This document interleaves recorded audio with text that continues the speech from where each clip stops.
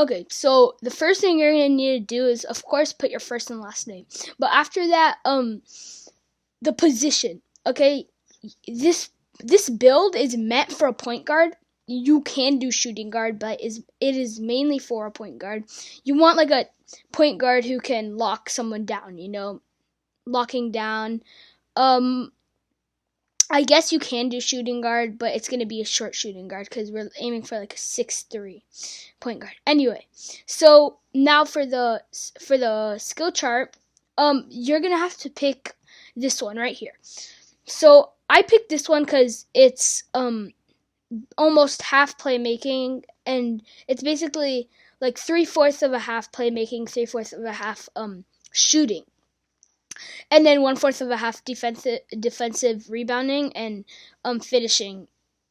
So I picked this one just because I know it has very little defense, but you could be a clamp god no matter how bad your ratings are. That is something that I've learned.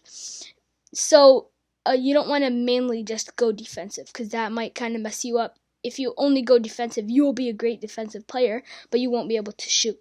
And also, playmaking is very important. You need a pass. You need a it will help you with assist and stuff like that.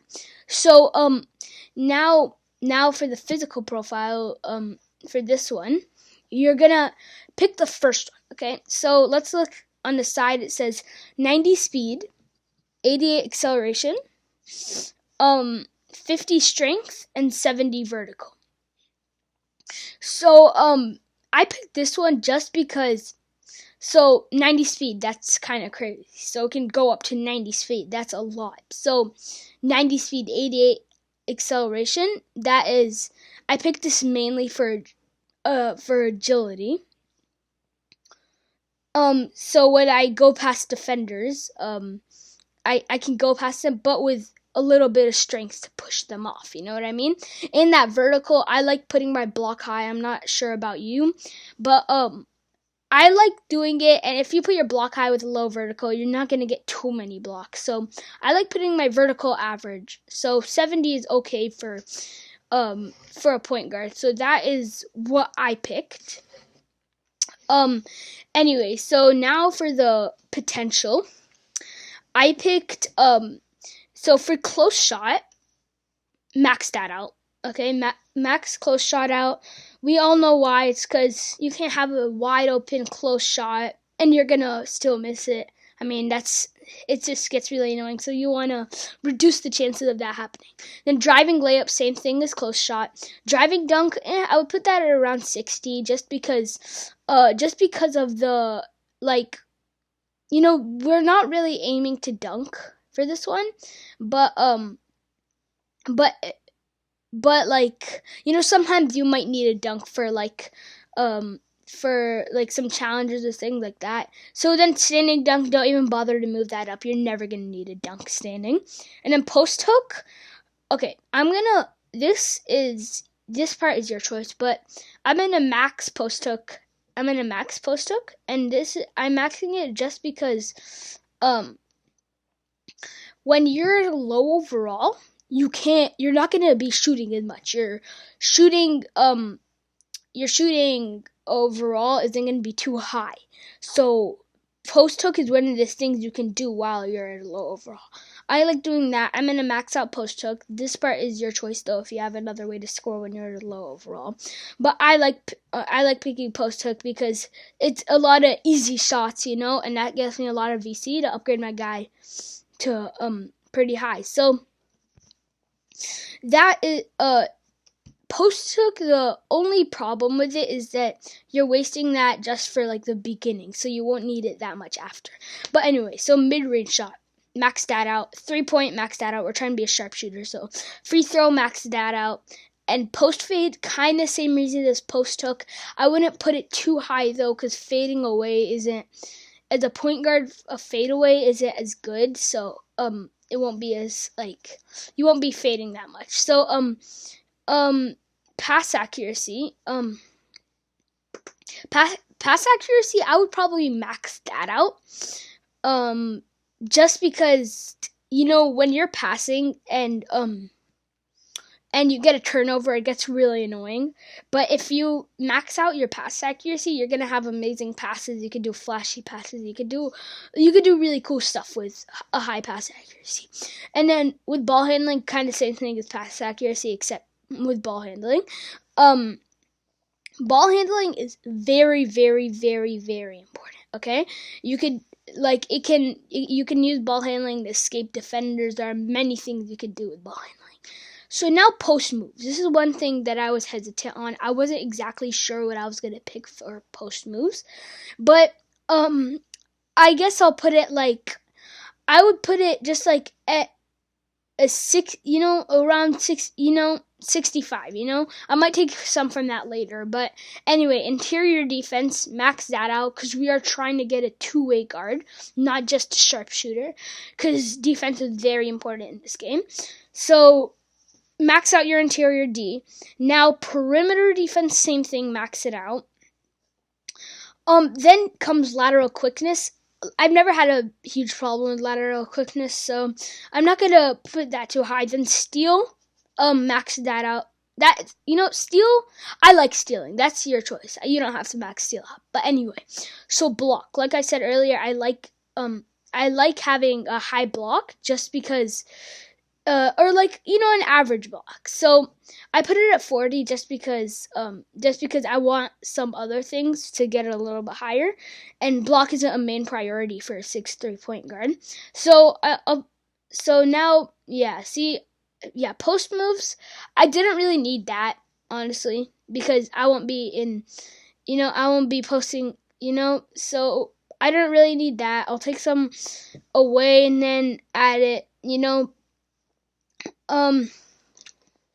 So post moves, the problem with it is that, when you're, like I said, when you're in the paint and you're post hooking, kind of. But the thing is with post moves is that you're not going to have a high ball handling, so you can't do all of these cool moves. Okay, so what I'm going to actually do is, I'm gonna, let's see, what is it? I'm gonna take out offensive rebound and then max it out for a defensive. I got confused with the both. But anyway, so that is how the attributes should look, something like that. There are some things that, like, honestly, the main important things are the shooting. The shooting and playmaking are the two things that you probably have to follow. The defensive rebounding and finishing, that is kind of your choice, but you should probably follow shooting and playmaking, because those are two very, very important important skills in the game. Anyway, so now for height, so if we look at 6'2", you're gaining, but you're also losing.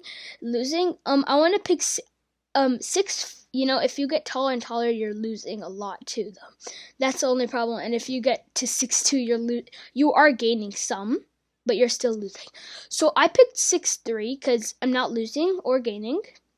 6'3" is probably the best one because that's average height, or that's a good height for a point guard. And when you have an advantage on a smaller point guard, when you're a 6'3" point guard versus a smaller point guard, that's usually helpful. And you can lock down the small point guards. So that's why I picked 6'3".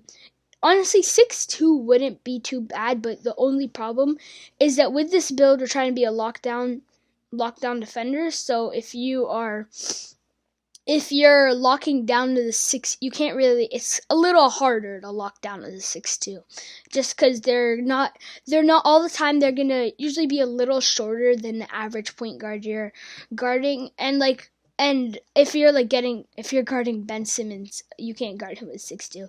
You might be able to guard him with the 6'3", but like tall point guards like Ben Simmons, and even players like, they don't even necessarily have to be tall, but 6'2", it's a little harder to lock down. So that's why I picked 6'3". The height is kind of your option, though. So now for weight, I picked 180. Okay, I picked 180 because let's look. I'm losing 2 from interior defense, but I'm also getting 1 for lateral quickness, so that I'm not losing too much or I picked 180. I think that was ideal. 75 wingspan, no matter what. Look, you're only losing 2 from steal and 1 from block, but now you have an 88 mid-range, an 88 3-point, and a 91 ball handling, and 1 extra for post move. That is honestly, that's great because now you have an amazing. Now you're just basically an amazing sharpshooter, and with the +3 ball handling. That's a 91 ball handling right now. Think of all the things you could do with 91 ball handling. So anyway, the wingspan, this part is more important than others, but anyway, you should probably pick that wingspan. But for takeover, I'll pick playmaker. I pick playmaker just because. So if you read playmaker, it says that you increase the chances of your opponent, not your opponent, your teammate, when you give them an assist and they shoot. That increases their chances. So that means that you have a higher chance of assists, and also you could freeze defenders. Freezing defenders is actually very good on takeover. And I guess shot creator you could, but here we're trying to look at the assists. If we were doing shot creator, I wouldn't have put my pass accuracy that high. I wouldn't have maxed out my pass accuracy. But playmaker, it's perfect because we have a maxed pass accuracy and a maxed ball handling. So, and that's basically the 2 main things in it. You could freeze defenders with ball handling, and you can and pass accuracy is assists, or not necessarily assists all the time, but it can be an assist, and that's enhancing your teammate's shot, like the chances of them making it off assists. Okay. That is what I picked. Anyway, so let's see. I built a playmaking shot creator. So similar to D Rose, Steph Curry, Kemba Walker. Those are all great players. If you were and I know I said I was gonna be also a lockdown defender, and I know Steph isn't necessarily a lockdown defender. But you can be a lockdown defender. There are very few things you can be in this, doing this game with my career just by being good. With the controller, and that is one of the things. You could be a great lockdown defender. So that's gonna do it. That is my ideal build, which I think is the best. And yeah. Bye.